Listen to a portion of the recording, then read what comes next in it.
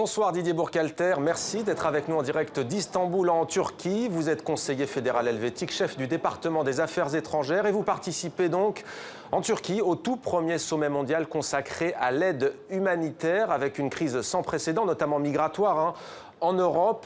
Peut-être d'abord quelques mots sur l'actualité. Didier Burkhalter, vous avez appris il y a quelques minutes, comme nous tous, que le candidat écologiste l'avait finalement emporté sur le fil en Autriche face au candidat de l'extrême droite. Que vous inspire ce scrutin? L'extrême droite a failli l'emporter. Oui, en effet, mais vous savez, nous, les Suisses, nous avons l'habitude de respecter les débats et les décisions démocratiques de nos collègues des autres pays. Nous n'aimons pas non plus d'ailleurs qu'on fasse des remarques sur nos votations et nos élections. Donc nous avons beaucoup de respect pour ce qui se passe dans les autres pays. Nous prenons acte maintenant de la victoire du candidat écologiste à la présidence et nous nous réjouissons de travailler avec le nouveau président, mais aussi le nouveau Premier ministre et la nouvelle équipe au fond en Autriche. La relation entre la Suisse et l'Autriche est très forte et nous souhaitons la renforcer encore. Alors le FPE, parti d'extrême droite, a donc perdu ce second tour de la présidentielle. Une chose est sûre, il progresse comme dans d'autres pays en Europe. Il semble profiter de la crise migratoire qui touche notamment l'Europe. C'est en effet une crise humanitaire sans précédent depuis la Seconde Guerre mondiale. Comment comptez-vous la résoudre, en tout cas y prendre part avec ce sommet? Bon, je crois qu'il faut vraiment viser toujours la paix, le droit et les perspectives, tout spécialement pour les jeunes. Donc nous sommes venus ici avec les éléments fondamentaux de la Suisse. Nous sommes un pays qui aime faire la paix, la maintenir, faire des médiations, des facilitations.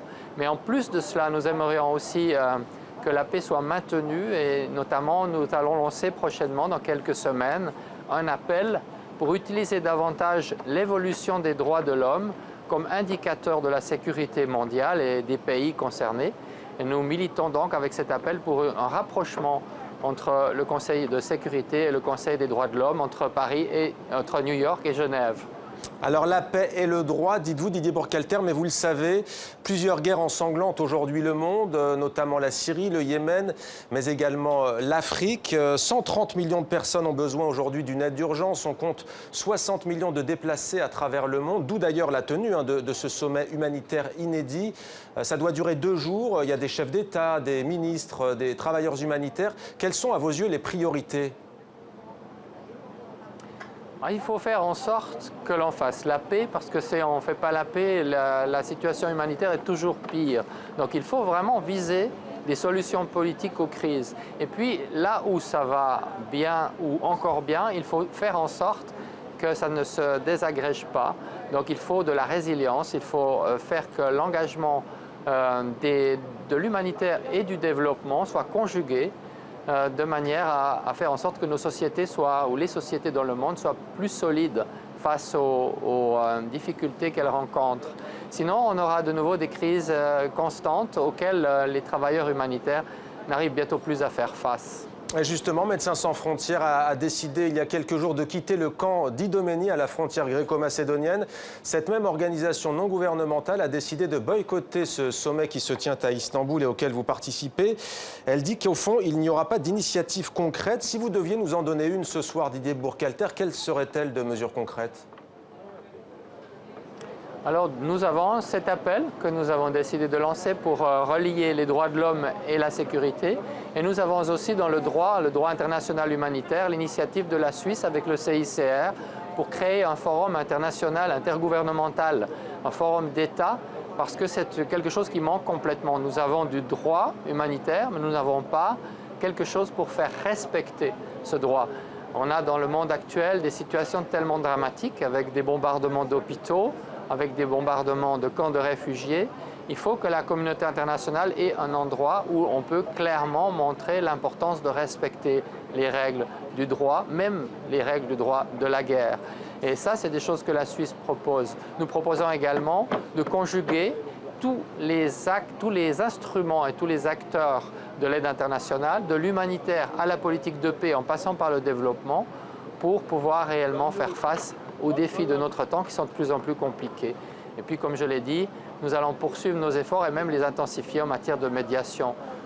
La Suisse a également décidé récemment par son gouvernement de lancer un programme cadre stratégique pour les 4 prochaines années où nous avons précisément conjugué l'humanitaire, le développement, les droits de l'homme, la promotion de la paix et la sécurité. Juste pour savoir, Didier Burkhalter, si on a bien compris, vous évoquiez par exemple la possible création d'un tribunal humanitaire pour juger les crimes humanitaires dans le monde? Non, ça existe déjà. Il y a la Cour pénale internationale et il y a parfois des tribunaux ad hoc pour certaines situations.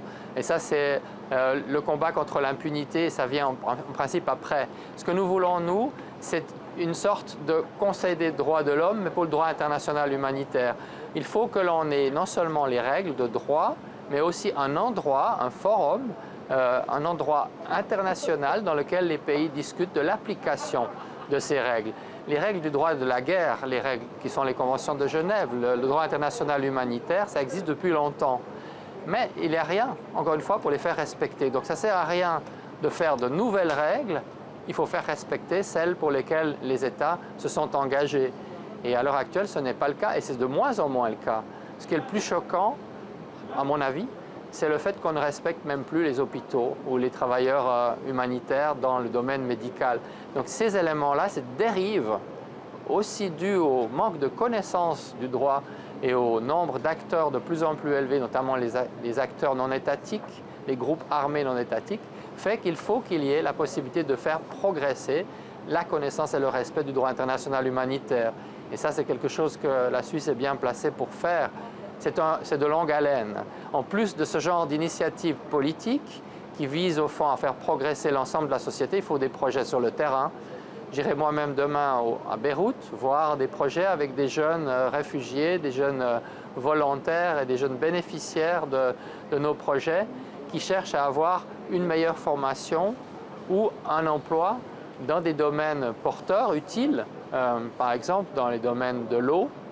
Ils sont tellement nécessaires dans ces pays, de manière à avoir, encore une fois, des perspectives pour l'avenir plutôt qu'un désespoir qui pousse à la violence. Donc il faut conjuguer les grands actes politiques, et c'est pour ça qu'il faut être aussi présent à de telles conférences, et le travail sur le terrain, au jour le jour, avec les partenaires, comme les organisations non gouvernementales.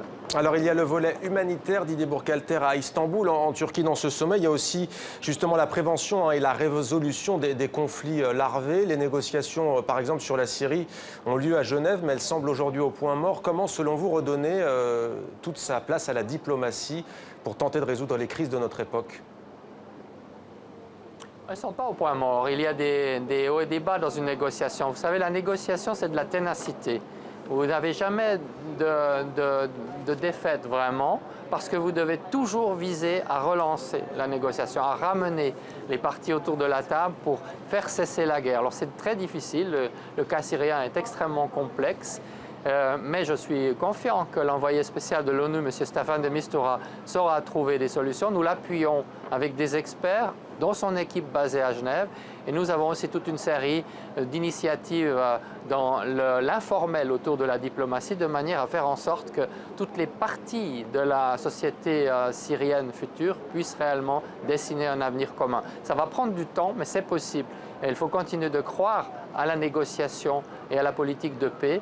Pour cela, c'est nécessaire également que tous les efforts soient faits pour qu'il y ait des cessez-le-feu et qu'il y ait des possibilités d'accès au plan humanitaire. Là aussi, la diplomatie est en route. Nous travaillons beaucoup pour améliorer les accès des organisations humanitaires partout où c'est nécessaire en Syrie et pour améliorer également les conditions de leur travail.